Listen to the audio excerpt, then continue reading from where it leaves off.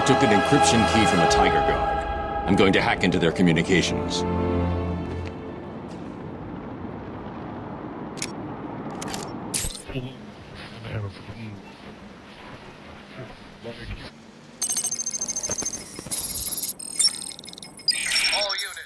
Hello everyone, I'm Matthew and welcome back to the channel. Analog horror. It's a genre of media that's gotten big a few years ago and has already gathered a reputation of being prone to less than stellar quality, and that's a phenomena I want to explore a bit. I came across a video by Breathtaking Boredom called "This Batman Analog Horror is Better Than the Entire DCEU." Intrigued, I decided to give it a look. This video is not the subject of today's video. It's extremely well made technically and formatted in a way that held my attention and made me interested in looking at the source material. This video should be linked below if YouTube allows me to add links now. Otherwise, look up Breathtaking Boredom Batman and give the video a watch because I do think it is well made and a masterclass in marketing. My issue today is the subject of this video, the analog horror series The Bat by Siltrix. This series in question is about a warped and twisted take on the Batman mythos, and that itself is not a problem. Analog horror is a form of self-expression, and that's not to be held to traditional limits of characters. In this case, Batman's no-kill rule, and the fact that he seems to have a general continuation of suffering in this version. My problem is the construction of the series, and its horrific spelling and grammar errors that make me think the creator doesn't even care about putting his work in the public. Especially when his response to spelling and grammar mistakes is to ignore them. And the lack of notice many people take is odd. All examples in this video are in episode 1, but I watched the entire 10-episode run that's currently available and have found there is no market improvement. My first impression was a direct reminder of the infamous series The Painter, or Urban Spook, as the internet decided to call it, because this entire series is a slideshow of text and images.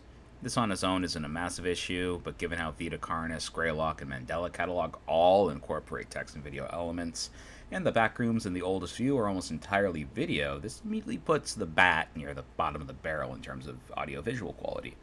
I can look past this. Not everyone has the time or means to do videography, especially with Siltrix clearly working on 5 or 6 analog horrors according to his channel, which are all related to DC. But this might also be where some of his problems begin. We'll start with looking at grammar. The first mistake in this video is in the first 30 seconds, erroneously swapping on with in, and an unnecessary inclusion of the full title of the GCPD, which realistically, if you're a Batman fan, you don't need that introduction. And Arkham staff do not need to be introduced to Gotham City polices. They bring in people all the time. It's an odd choice. The second error is a complete omission of words at 117, which is, I quote, "The individual was described as witness as a man in a batsuit hiding in a dark corner." That isn't intelligible, and I imagine several people who were just listening just stopped to rewind to figure out what the hell I just said. That word salad is followed up with "here is a artist rendition," which is also grammatically incorrect on the very next slide. And the slide after that is grammatically confused due to it contradicting the previous slide and some potential tense issues between the present and the past. But that could be a dialectical variance that doesn't exist in my dialect, so we'll ignore that specific issue. This slide has a lot of information that just doesn't belong in a police report and completely breaks the intended tone and genre. Also, the thought of Batman crouch walking while saying justice like a YouTube joke video is funny to me because I imagined this. Justice. I'm Batman. I must get justice.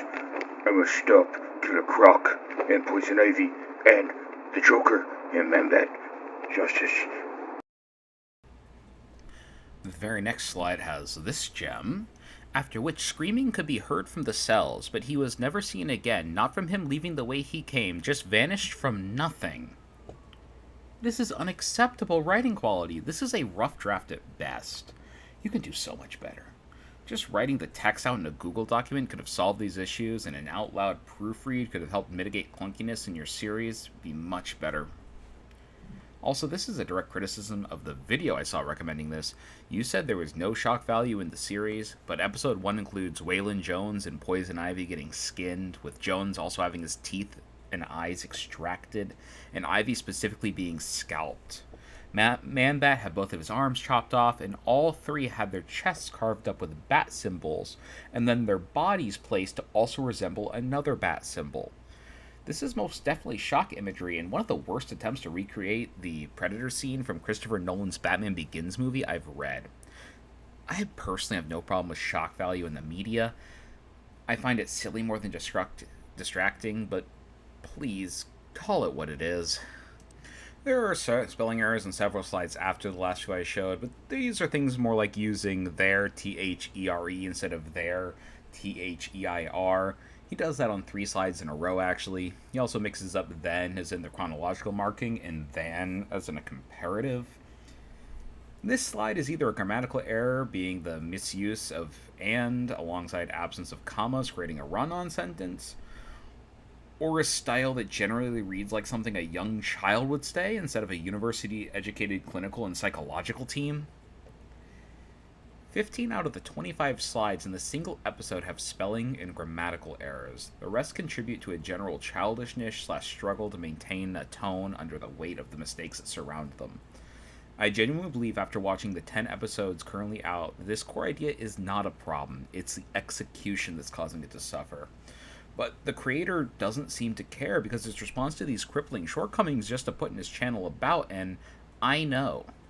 It's not hard to fix. You should just do it and move on instead of ignoring the problem. These are concepts that lie in the most basic stages of language.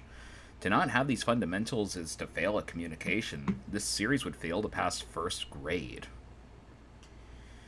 That's all I wrote. Bye, everyone. I'll be back when I feel like I have something worth showing. We should be fair, though. This is a place of justice, after all. Screw justice. Kill her, and they'll all beer us.